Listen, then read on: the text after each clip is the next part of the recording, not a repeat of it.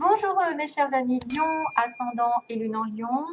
C'est avec grand plaisir que je vous retrouve. Donc sachez que c'est pour tout le monde, hein, pour tous les lions, ceux qui ont même la Vénus pour l'amour.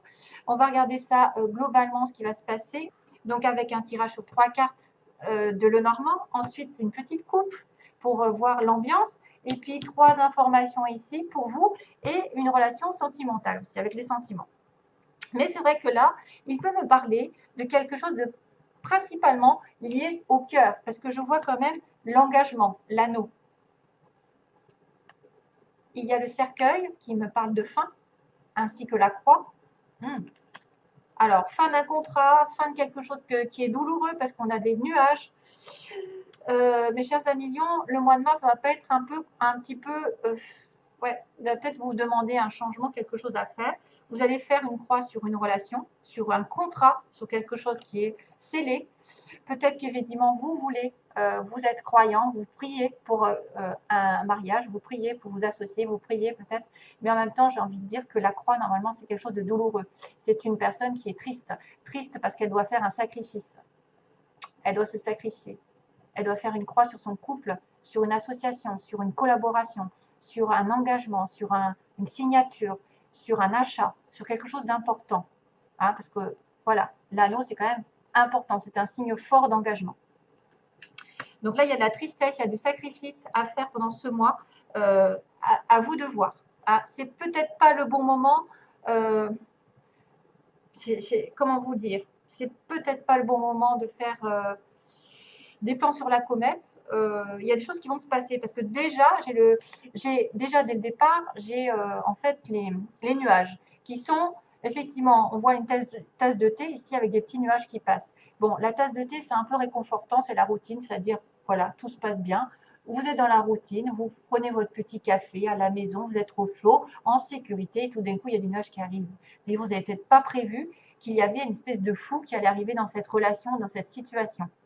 On manque de clairvoyance, on manque de clarté, on est omnibilé peut-être par quelque chose, une obsession pour quelqu'un, et qu'on ne voit pas l'ensemble de la situation dans sa globalité. On ne voit pas la réelle personne, on ne voit pas la réelle situation. Donc pour l'instant, ce n'est pas bon pour aller de l'avant.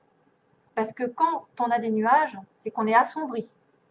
Il y a une image réconfortante de sécurité, mais en même temps, ça ne prévient pas, quelque chose arrive et vous met dans la confusion totale, dans l'incertitude, dans les doutes. Ça peut vous surprendre d'une certaine manière, parce que vous étiez en train de rêver à quelque chose qui n'arrive pas d'un coup, qui n'arrive pas à finalement, qui ne va pas aboutir. Peut-être qu'effectivement, vous pensiez vous engager, mais que là, tout d'un coup, vous allez me dire, non, c'est pas possible. Il y a quelque chose qui ne marche pas. Je suis obligée de faire ce sacrifice.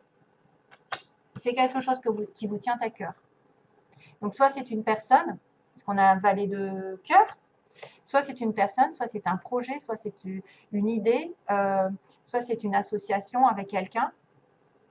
Et tout d'un coup, on sème le trouble en fait. Il y a quelque chose que vous n'aviez pas prévu, qui n'est pas agréable du tout, qui passe dans votre vie. Ça ne vous avertit pas, mais ça n'est que passager. Attention. Vous étiez peut-être dans la rêverie, peut-être dans la confusion. Ça va que être passager et ça va changer. Ça va changer. Alors, est-ce que c'est une relation amoureuse qui arrive et, elle va peut-être aussi peut-être vous demander de vous retirer un certain temps parce que le cercueil ici, on voit quelqu'un qui est dans une boîte de sardines dans ce tarot. Donc, un moment de recueil, de recul pour faire le point, pour vous retirer des problèmes ici qui sont là, qui sont que passagers d'ailleurs. Éloignez-vous, mais en même temps, restez ancré. Ne vous éloignez pas dans les pensées. N'imaginez pas le pire. C'est juste rester alerte, aware, alerte aux signaux qu'on vous envoie. Sur une relation amoureuse, sur une relation, sur quelqu'un que vous aimez, il y a des problèmes passagers. Il va falloir les résoudre, soit en s'éloignant, soit en mettant un terme à quelque chose ou à une situation, parce qu'on a le cercueil, c'est quelque chose qui doit se terminer, s'achever. C'est la fin de, on doit quitter, on doit partir. Donc soit ça arrive au bout, cette relation, ou alors c'est quelqu'un qui a décidé de s'en aller un petit moment pour faire le point. C'est vrai que c'est pas la mort, mais c'est quelqu'un qui a peut-être des pertes aussi, le cercueil. Il a peut-être des pertes. Dans ce tarot, on ne sait pas si cette boîte, elle s'ouvre ou elle est en train de se fermer, en fait. Soit elle est en train de descendre, et donc là, c'est la fermeture complète de la relation, hein, on arrête à la fin, ou soit elle va avoir un renouveau, ce qui est possible aussi. Un renouveau, c'est-à-dire qu'on va laisser derrière soi tous les événements négatifs, tout ce qui a été dans la confusion, et on va être clairvoyant. Ça peut signifier simplement un éloignement temporaire par rapport à votre choix sentimental ou autre, par rapport à votre projet, par exemple. Et peut-être que vous êtes effrayé, vous êtes anxieux, et que finalement, ben, c'est pas si mal que ça, parce que ça va être la fin des circonstances difficiles dans votre relation, dans votre situation qui vous est propre. Mais c'est vrai qu'avec la croix, on pourrait penser à une fin claire et nette. Alors, chaud. C'est chaud. Alors ensuite, pour mes lions, on a le petit message 24. Tout en sachant sauvegarder mes propres limites, je suis en relation avec tout. Fixer des limites. Wow, fixer des limites. Ça, c'est pas mal. Ça me fait penser au cancer, d'ailleurs. Se fixer des limites. Ne pas se faire bouffer. Tout en sachant sauvegarder mes propres limites, je suis en relation avec tout. Oui, il faut avoir des limites dans tout ce que vous faites, mais en même temps, garder le contact avec les autres et avec les relations avec les autres. Mais sachez quand même déterminer vos priorités aussi. Fixez des limites dans votre relation ou dans votre vie en globalité. Sachez fixer des limites. Alors, deuxième conseil, on a dit Dieu est votre source. Dieu est toujours là. Alors, tout ce dont vous avez besoin est fourni par la source infinie de Dieu et votre foi ouvre la porte qui vous permet de recevoir. Donc, c'est vrai qu'il y a une notion de croyance ici, de foi avec la carte de la croix. En Dieu, il n'existe aucun manque ni limitation. Il existe une abondance qui peut être partagée par tous. Donc, si vous manquez de quelque chose, priez, il vous entendra. Et bien sûr, ne demandez pas de gagner au loto. Hein. Fixez-vous des limites dans vos désirs. On ne peut pas tout avoir au bon moment, mais quand même, sachez que quand on est en manque, il suffit il ne faut pas demander l'aide de Dieu que quand vous êtes dans le malheur. Il faut aussi le remercier quand vous avez tout ce que vous voulez, même si vous avez très peu, c'est déjà pas mal. Si vous avez un toit, si vous avez de quoi manger, des enfants, la santé, etc. Hein, on ne le dira pas assez, il faut toujours dire merci. Il ne faut pas s'en référer à Dieu et demander une réponse tout de suite sous prétexte que vous êtes dans la douleur. Il faut toujours avoir ce lien en permanence avec lui. Et c'est comme ça qu'il vous récompensera. Parce que vous le remercierez d'avoir ce que vous avez déjà. Et comme ça, il pourra vous envoyer encore plus. Si vous ne le remerciez jamais, si vous êtes toujours insatisfait, que vous râlez, que jamais ça va dans votre sens, et il va se dire, mais pourquoi je te donnerais ça si toi, tu ne vois pas ce que tu as déjà aussi.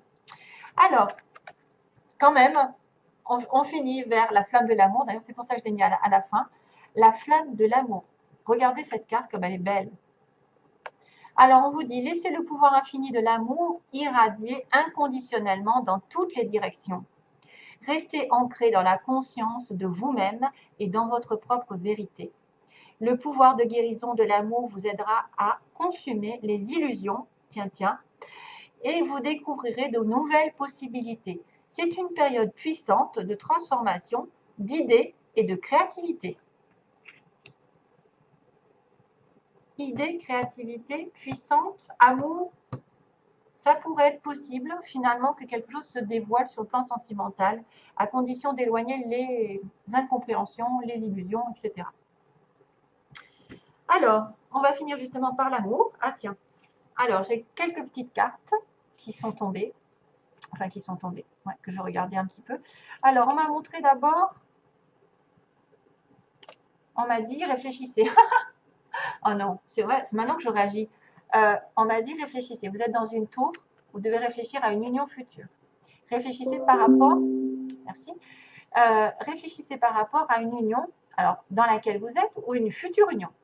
Mais il y a un moment quand même de solitude. Un petit peu ça. J'ai l'impression de voir ça. Réfléchissez. Le consultant, monsieur consultant, probablement vous, à million, ou votre partenaire, celui que vous avez en tête, est blessé. Donc, ne l'oubliez pas, peut-être qu'il a eu des blessures dans le passé, peut-être qu'il est blessé dans cette relation actuelle, peut-être que vous lui avez fait du mal. En tout cas, son petit cœur est un petit peu délicat en ce moment. Il doit guérir certaines situations avant. Donc, prenez-le en compte. Quelque chose qui n'a pas guéri. Il est blessé, monsieur consultant. Et j'avais aussi la blessure avec la trahison. Donc, ça m'avait mis aussi la blessure avec la trahison. Il a été blessé, il se sent trahi, monsieur. Il se sent trahi. Peut-être que c'est lui, peut-être que c'est vous, mais en tout cas, il y a une trahison et une blessure qui apparaît dans cette relation. Et puis, j'ai aussi tiré le labyrinthe avec le visuel, comme si c'était compliqué de vous voir. C'était compliqué d'avoir des visus, peut-être de vous voir face à face, de discuter. Peut-être que vous allez le voir, mais vous allez vous sentir bloqué par rapport à cette relation. Hein.